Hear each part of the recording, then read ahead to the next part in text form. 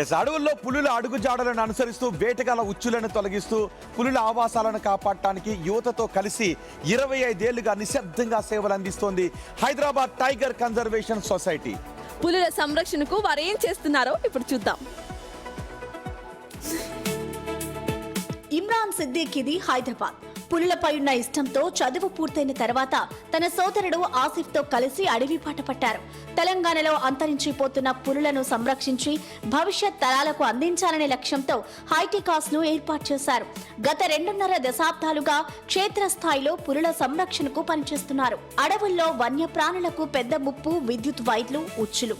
హైటెకాస్ వాటిని తొలగిస్తూ గతేడాది ఏకంగా 5271 కిలోమీటర్ల పాదయాత్ర చేశారు. కవాల్, అమ్రాబాద్, నాగార్జున సాగర్, శ్రీశైలం టైగర్ రిజర్వులు, గూండాల ల్యాండ్స్కేప్లలో పులుల కదలికలు, ఆహార లభ్యత, ముప్పులను అంచనా వేశారు. పులులతో పాటు చిరుతల రక్షణపై కూడా హైటెకాస్ ప్రత్యేక దృష్టి పెట్టింది. ముఖ్యంగా కామారెడ్డి, పోచారం ప్రాంతాల్లో మానవ వన్యప్రాణుల సంఘర్షణను తగ్గించేందుకు living leopards, little ambassadors of wild life వంటి కార్యక్రమాలను చేపట్టింది.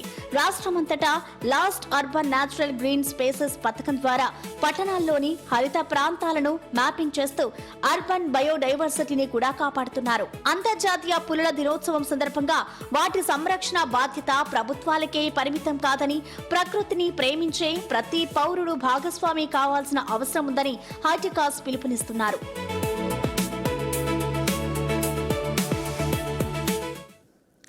ఎస్, సో ప్రతి ఒక్కళ్ళ బాధ్యత ఇది పులులను కాపాడుకోవడం. కేవలం గవర్నమెంట్ ఒక్క బాధ్యతే కాదు. అయితే ఎట్లా మా బాధ్యత అవుతుంది, మేమేం ఫారెస్ట్లోకి వెళ్ళాం కదా అని అనుకుంటూ ఉంటారు. సో రిజర్వ్ ఫారెస్ట్ లోపల నుండి చాలా మంది పయనిస్తూ ఉంటారు. మీరు కూడా వెళ్ళే ఉంటారు ఘాట్. కరెక్ట్. సో ఆ ఘాట్ రోడ్స్ మీద ఉండకపోవచ్చు, ఉంటాయా? యా. సో పులులున్న ఘాట్ రోడ్స్ నుండి వెళ్తూ ఉంటారు చాలా మంది. నేను వెళ్ళాను తమిళనాడు నుండి, ఇటు కర్ణాటక, కేరళ వైపు వస్తున్నప్పుడు ఇటువంటి రిజర్వ్ ఫారెస్ట్ నుండి రావాలి. సో అట్లాంటి రిజర్వ్ ఫారెస్ట్లో ఒక స్పీడ్ లిమిట్ ఉంటుంది. ఆ స్పీడ్ లిమిట్ని చూసుకుంటూ 20, 30 స్పీడ్ లిమిట్స్లోనే రావాలి. చాలా క్లియర్గా ఇక్కడ యానిమల్స్ క్రాసింగ్ అంటూ కూడా సైన్ బోర్డ్స్ ఉంటాయి. సో ఇటువంటి రిజర్వ్ ఫారెస్ట్ లోపలికి వెళ్ళినప్పుడు ఖచ్చితంగా ఈ స్పీడ్ లిమిట్స్ను పాటించండి. ఎందుకంటే ఎప్పుడు ఏ పులో లేకపోతే ఏ పులికూనో అక్కడ నుండి వస్తుందో మనకు తెలియదు.